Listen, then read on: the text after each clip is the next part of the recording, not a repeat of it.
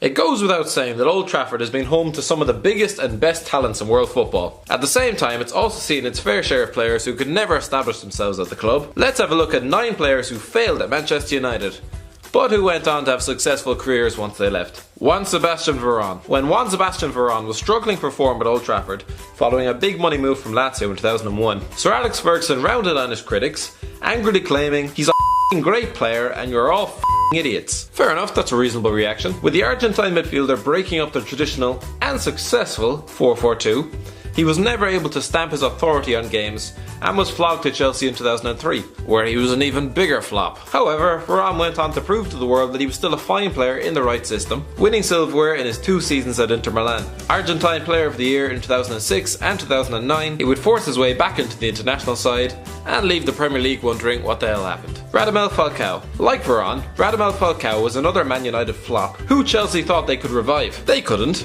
Everything about Falcao's transfer to Manchester was bizarre. The £6 million loan deal for one of the world's most lethal strikers, the extortionate wages, the fact that the club already had Rooney and Van Persie up front but was still playing Ashley Young at left back. It was sad watching one of the world's deadliest finishers stumble aimlessly for a season, scoring 4 times in 26 games. However, now back at Monaco, he silenced those who thought he was finished, scoring 30 goals in 43 games this season, and helping himself to the French title for his troubles. Diego Forlan. Man United fans might still sing Diego Forlan's name, much to Jose Mourinho's bemusement, but there might be a smidgen of irony in their voices when they do.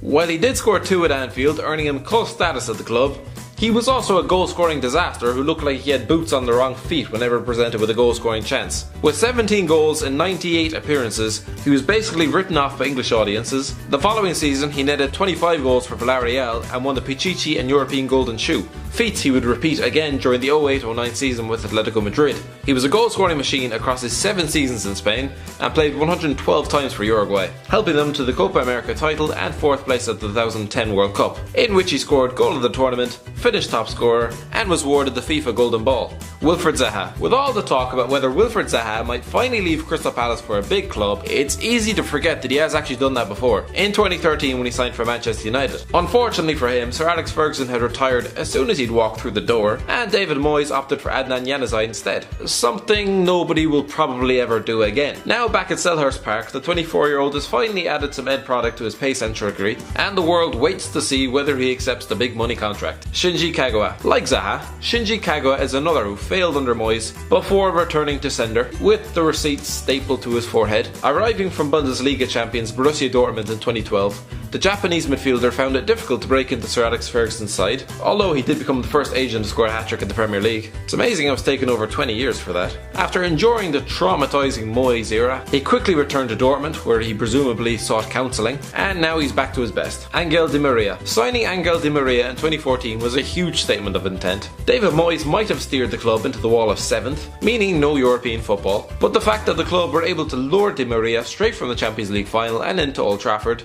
showed the pulling power the club still possessed. A world-class attacker, Di Maria did not live up to expectations. Despite a bright start, he soon found it difficult to get to grips with Louis van Gaal's rigid system, had his house broken into, got sent off against Arsenal, and then left for PSG in the summer. If you need a demonstration of whether or not he still got it, just have a look at his exorcism of Barcelona in the Champions League this season. Maybe not the second leg though. Paul Pogba. As we all know, Paul Pogba was carelessly tossed aside by the club as if he was Federico Macheda back in 2012. The club were hilariously forced to buy him back for £90 million 4 years later. In his 4 years at Juventus, he won a Serie A title every season, 2 Coppa Italias, reached the finals of both the Champions League and European Championships, won the Golden Boy Award, FIFA World Cup Best Young Player, and was even the Serie A top assist provider during the 15-16 season.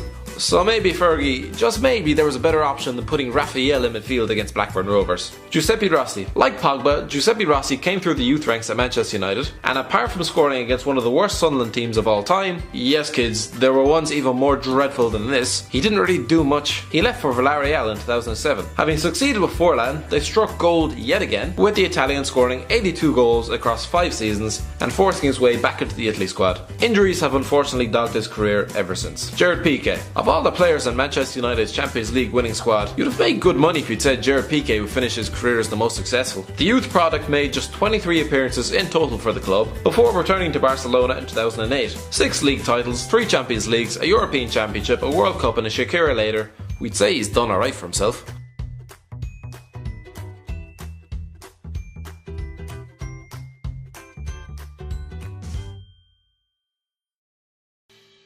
Thanks for watching. Don't forget to like, share and subscribe.